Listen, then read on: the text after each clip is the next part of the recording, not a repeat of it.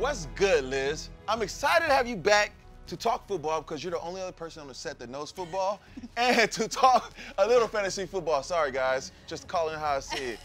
Are you still in love with your team after week 1? No. I had Matt Stafford on a lot of my teams. That didn't work out so well for me. That didn't work out well for anyone. Kenny Galladay looked nice. Except for the Jets. Yes. Yeah, he's going to be a good player. Yeah. Yeah, I like him. All right, last week you told us all about Josh Gordon, and how he would flash in week 1, and your prediction came true. It did. So did James Conner. He carried the ball for over 30 times, over 100 yards, 2 scores, but let's get back to Flash Gordon. What I thought was most impressive was his usage, right? Like, all these rumors about him not starting, and then he was on the field for 78% of the team's snaps, only targeted 3 times, but when Todd Haley had the game on the line, he called on Josh Gordon, which I think says volumes about Gordon's role in this offense moving forward. They're going to New Orleans in week 2. We all know the Saints play better at home at the Dome, but they just got the Fitzmagic beat out of them. Fitzmagic, I like that. You did? Oh, yeah. It's around the internet. Okay. I didn't create it. Huh? Hey, did you know he went to Harvard? Just ask. Yes, I did know that. I mentioned it when I was in class. I said, I feel like Fitzpatrick. So then you had the Fitzmagic sprinkled on you. Yes. Except for his beard is nicer than mine. Well, that's subjective, right? Nah, it's true. Yeah. You guys are trying to warm up to the guy. Trying to warm up to the host of the show. So anyway, here's what I'm worried about. I think Gordon's going to see a lot of Marshon Lattimore, who last year looked like a shutdown corner in the making. He actually held Mike Evans to under 70 yards, no touchdowns. But in week 1, Mike Evans went off for over 100 yards, almost 150 yards and a score. So Not only did Mike Evans, but so did Deshaun Jackson. 2 guys. And Chris Godwin. Yes. Who's a second-year player. So can Marshon Lattimore return to his 2017 form, or am I giving the advantage to Josh Gordon? I have a projection. I want you to tell me if it's over or under what you think. I think Josh Gordon, I admit, I think this is pretty conservative. He's going to catch 3 balls for 55 yards and a score. No, I think he gets involved a little bit more this week, especially after looking at the way they air it out. Because what happens, though, is a lot of teams try to do what the last team did last week, right? But then that team prepares for that. Yeah. But the matchups on the island as a DB, after you get beat like that, you come in game form, you know? So you try to make sure it doesn't happen again. But I also think that Josh is out to try to prove something, so he's coming out to prove something too. So it's going to be a good matchup and how the ball goes. But I think missing the safeties and things, a lot of different things come into play. If there's no pass rush on the quarterback, if a quarterback's throwing for 400 yards, don't look at the DBs all the time. Sometimes you need to look at the defensive line. But you do think he finds the end zone? He does find the end zone. I think he's going to find the end zone almost every week this year. Nice. Every week this year. Love that. I'm not ready to live in a world where Josh Gordon's reliable. So I'm going to go the under. I think he totally lays an egg this weekend. Get away from Josh Gordon. We're not talking about life. We're talking about football. Football is life, Martellus. Football is life. I live for this on Sundays. I'm a fantasy football owner. He's always been reliable on the field. Off the field, not so much. Usage rate is very high, so I'm going no on Josh. I'm on the Josh Gordon redemption train. Yes. Welcome aboard. I think so. Yes. I think he's being smart with himself, and I'm just glad you guys are woke during this moment. So let's just talk about the sleepers, the guys who wore out the snooze button last week, but you think are about to get woke and stay woke for week 2. All right, I want to look at the Indianapolis at Washington matchup because I have a receiver on both sides that could do something. Let's start with Ryan Grant, who seems to have emerged as the Colts' #2 receiver. He's really efficient, right? It's not particularly exciting, but he's like a sure-handed possession guy. I don't like his matchup, though, because I think he's going to draw Josh Norman, not T.Y. Hilton, because they can move T.Y. Hilton all over the field. On the Washington side of things, I like Paul Richardson a lot. He was 2nd in team targets. What he does as a deep threat doesn't really align with what Alex Smith does well, but I think there's going to be more back and forth in this matchup. So I think you're going to see Alex Smith push the ball downfield more and hopefully get Paul Richardson involved in the red area of the field. And it won't just be, you know, Jordan Reed in the end zone all day. So would you start T.Y. this week if he's not going to draw? Yeah, but he's not a sleeper. Yeah. Everyone's going to start T.Y. Oh, yeah, that's true.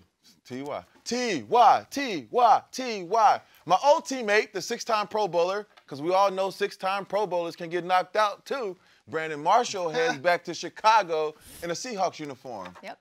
I'm excited about this. I'm excited about him to go back to Chicago. He had a very good career in Chicago. He's been very productive. Last year didn't go the way he wanted to go. He's been having injuries, and he's out to prove things because he's at the top of the list of all-time great receivers. Okay, but Marty, he's 34 years old, has never been a speed guy, more of a physical guy. Can he separate? I will say he found the end zone at Mile High last week. No Doug Baldwin, so the volume's going to go his way. But here, okay. I don't think he needs to separate though because he is a technician. Okay. Can Larry Fitzgerald separate? Has he ever been? No, Martellus sounds like Jerry Maguire over there. He's like, you're like his agent. You're like I am. Marshall's agent. You're am. Well, what about the other wide receivers who make as much money as he does? But Larry Fitzgerald has been moved into the slot. He's changed what he did. His game has evolved. Yeah, They're not going to use Brandon Marshall, not when they've lost Jimmy Graham and Paul Richardson in the same way. But that's the thing, though. Jimmy Graham was a very productive receiver for the Seahawks. Almost 1,000 yards. Almost 1,000 yards. Brandon Marshall is going to fill that role. The big target down the middle of the field, around the edges, because Russell needs a big guy he could throw it up to. Because he got sacked 6 times. He had Von Miller last week. He gets Khalil Mack this week. Yeah. Both on the road. Sacked 43 times last. I know we added DJ Fluker, but come on. He need to switch up the snap count. You played with Brandon, right? I did play with Brandon. What kind of teammate was he? I need to know this for my background. Brandon is an excellent teammate. He's a guy who challenges you. He expects the best out of you. I think he comes. A lot of people get there's a lot of guys who are receivers that get the wrong rap because of their energy, the way they want to go. Brandon wanted the ball. Brandon wanted to play just like every other receiver in the world. But he's also the godfather of my daughter. So there's been times where I wanted to fight him, but then after I got ready to kick his ass, he knew I could kick his ass. We had lunch together. So I hope they light the city green for him again. Last week we had a little fantasy fun with our favorite superheroes. Today we're going to take it one step further and imagine for a second we were all granted with one superpower and one superpower only, but there's a catch, which you guys have never made. You'll only get to have this superpower for 24 hours. I ain't no nerd, bruh. Okay, I done caught things. All right, 24 hours is a superpower? Yes. All right, what do you got, Liz? What's your superpower? I don't think I'm supposed to go first, but I'll tell you. Yeah, what do you got? I would like to teleport. Now, I would like to teleport forever because then I'll build myself a mansion in Delaware and avoid taxes and a commute time. You can still set up your LLC in Delaware and move your taxes. But I still have to deal with traffic on the 405. If I teleport, I don't. But if it's only for 24 hours, I still want to teleport because I'm going to get bags in Milan, 2 bags in Milan in the morning. Then I'm going to go to Japan and get a bunch of sushi. Then I'm going to come to Chicago and see my mom and give her sushi, lunch, and a purse because I don't get to see her that much. Are you going to put the sushi in the purse? No, of course not. Okay. I'm in Japan, do whatever I want. I can have it all like packed up nice, the freshest sushi, but I get to give it to my mom and get to have lunch with her, which I don't get to do very often. I love her. Aww. I do. She's the best. And then I'm going to do a little bit of work, so I'm going to go down to Jacksonville, see if this okay. You use superpowers to go to Jacksonville and hang out with your mom? This is a total waste of your 24 hours of superpowers. Hey, not saving the world or anything. Something that I've never done in my life, and I'm going to be invisible and get on the field of an NFL game so I can say that I played in the NFL, and then I'm going to bet a ton of money on the game and then use my superpower of being invisible to mess up the game. Then for 24 hours, I'll be invisible, and then when I'm visible, I'll now have all the money. First of all, the Steelers would have covered 4 points on the road in Cleveland. No one can throw at you if you're invisible. They can hand the ball to you. But I can he's the angel in the outfield. Yes, exactly. But I'm going to let you know this. There's been plenty of days where you've been invisible to the world. Okay. All right. First of all, that was not that funny. Secondly, my power would be all-knowing, smartest man on earth. All y'all are just doing random stuff, and I'll just be sitting there knowing how y'all are messing up, and I can just do everything better because I'm all-knowing. Well, what happens the next day when you go back to being you? What does that do? I'll be the saddest person on earth. But I have the best 24 hours ever because I just know everything. I'll know all the plays, know all the cheat codes, know where everybody is, know what the president is. Are you going to write them down? And then you're not going to do anything with it. I'm gonna write them down, like Martellus said. I didn't think it out, guys. All right. What's next? So I, obviously, because I'm the most closest to the physique of a superhero on set. Get out of here, bro.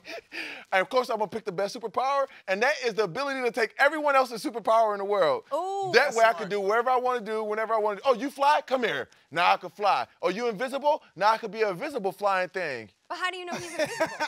Because I'll go see you some. Can't even see him. Yeah, but I will go get the I all-seeing think eye. I'd rather just have sushi with Liz's mom. Thank you, Liz. As always, we appreciate it.